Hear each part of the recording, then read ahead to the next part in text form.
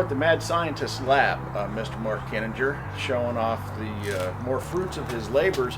But we're going to spend a couple minutes and learn a little bit about how Mark got into all things Porsche, four-wheeled and fast. Mark, when did you start working on these flat sixes? I actually went to Black Forest in 1987 from the motorcycle business. Prior to that, I had a couple of 914s, and then I got a 911 in about 85. Learned how to pull the motor and do my own servicing, so that got me in the door at Black Forest. And what year did you start at Black Forest? 1987. See, 97, 2003. Wow. What do you attribute your lifelong tenure at one spot to? It's been a great run with the family-owned business, and made it through a couple of recessions just fine. And you know, the owner of the shop, it's always been good to me. And how many cars have you built outside of your normal working hours? I probably built, well, let's say I owned about 100 911s, plus or minus a dozen. And I've built and did motors and trannies and race car conversions on probably half of those. Yes, it's true, ladies and gentlemen. Mark goes through cars like normal mortals go through tubes of toothpaste. Every once in a, well, it's not once in a blue moon. It seems like it's monthly. There's fresh metal in the Kinninger garage.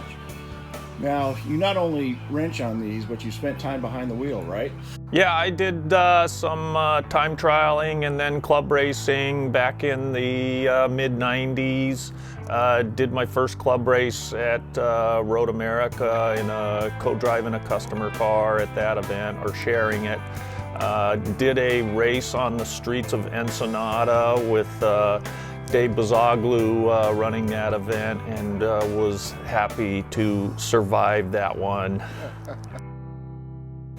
So after I decided I was going to give up my driving talents at the track and spend more time behind the pit wall, I basically spent 25 years of supporting customer track cars, most of them that I had built. And I was out there probably 6 or 8 times a year for, you know, 4-hour endurance race, which we won overall in about '01 with a twin turbo 930 chassis car. Did you ever have any DNFs for a mechanical? Not in my own cars. You know, I've had some runs with cars that have gone up to 10 or 15 years with no DNFs and running, you know, once every month or two. And what do you attribute that success to? You know, I try not to push the envelope as far as when I do my builds. I don't do any experimenting on customer cars with new stuff. I'll usually try them out on my own first and make sure they're good. That's like motor combinations, pistons, certain camshafts, etc. And the Tangerine Dream here, that has your trademark 3.6 in it? Yep.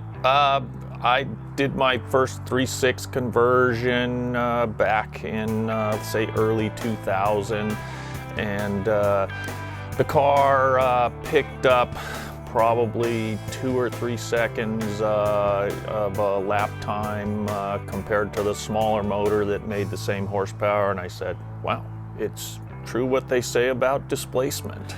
Mark, have you been to any Porsche-specific training? You know, I went to Yamaha school and learned the technical aspects there, and I was a Yamaha mechanic for 7 years. From there, I was drag racing Volkswagens before I could get into the Porsche stuff, and building motors that would turn 8,000 RPMs reliably, and these were my street cars that I had to drive every day also. I got training at Black Forest from the senior mechanic there on doing motors, and from there it was just basically experience doing my own motors, carrying over to customer cars. And your expertise is not simply limited to flat sixes, but something maybe that has a V in it with perhaps more ponies? I get a little bored with 911s once in a while, and I've done some muscle car builds for myself over the years.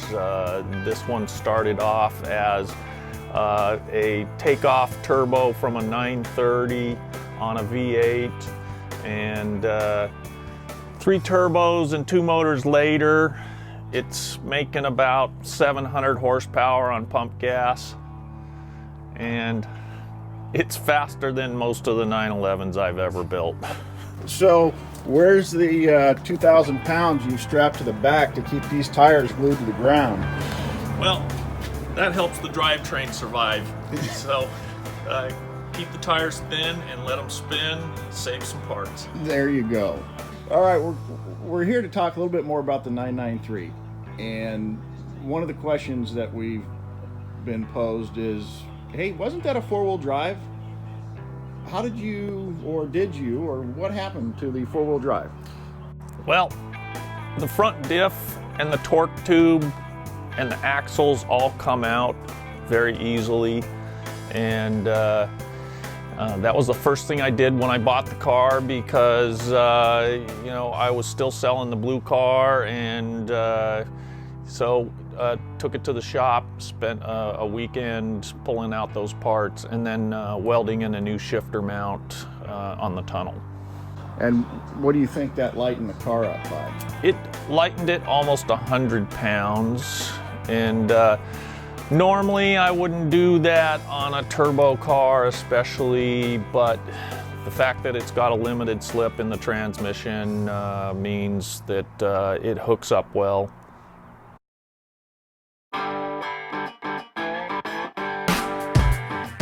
Full disclosure, I've known that crazy cat for many years, but I've never had the pleasure of driving the 3.6 conversion on the big block.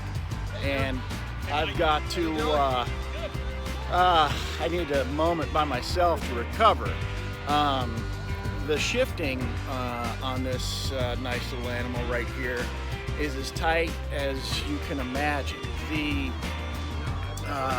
throttle response. So, you know, I'll call this the pig. I've got a sprint booster in the GT3, and it gives me, you know, the throttle response that makes it feel like I've taken the wad of rags out of the exhaust. This right here, with the loud exhaust, he calls it, I call it appropriate exhaust. This has the immediate throttle response. The shifting is tight, the throttle, the engine breathes. The straight pipe exhaust is perfect, and good God, the money, oh Jesus. Another Kinninger masterpiece. Good luck, I wish I had this car. Okay, I'm not gonna complain. Don't mess out.